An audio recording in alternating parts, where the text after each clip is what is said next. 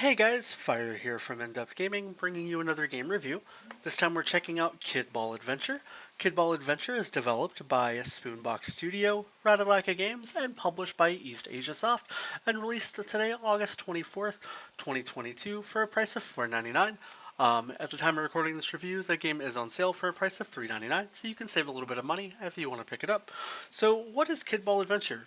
Quite simply, it's a pretty simplistic platformer game. We'll start here from the beginning, as there's not a whole lot of complex things to this game, but let's talk about it in a little bit of a portion. The game has very minimal, but kind of a little bit of like these non-audible cutscenes, and you're kind of the story of this little ball. Think of basically Mario. Bowser takes Peach, but instead you're a ball and your Peach has been taken into a castle. And you're basically going to be platforming around these courses. You bounce basically like a little bouncy ball. You have to pick up keys, you can collect little emeralds, and your goal is to get from one end of the course to the other. As you collect the emeralds, they'll give you more lives, and that's kind of the simplistic form of the game.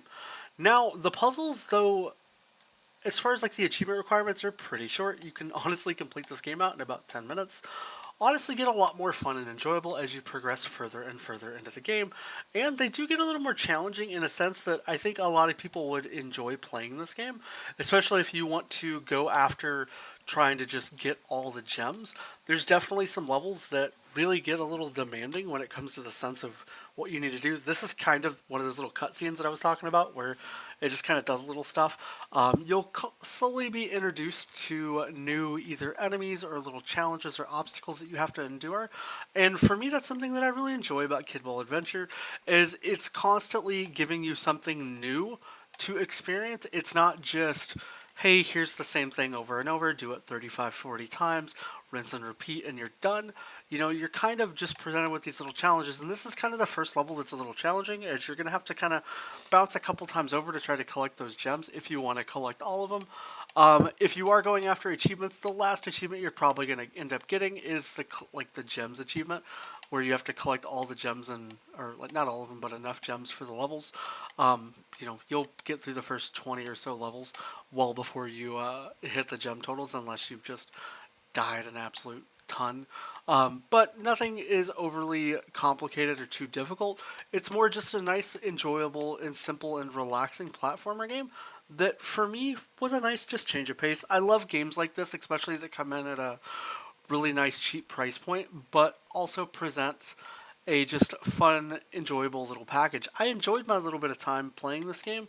I wish there was, as always, not insanely quick, easy achievement lists, and this game would have asked me to spend a lot more time and, maybe go to more than double the amount of levels that it even asks you to go. I believe it's just 20 levels is the farthest you have to go, and then, like I said, just collect gems. But, it's still, despite all that, still a fun and enjoyable game. I love the visuals. I'm always a sucker for kind of depth stacked, like retro style visuals. This is definitely kind of giving me the vibe of we're just getting out of pixelation, but here's something that's kind of enjoyable, almost like the newish style way Mario games look. But instead of it being a guy just bouncing through pipes, you're a rubber band ball bouncing around.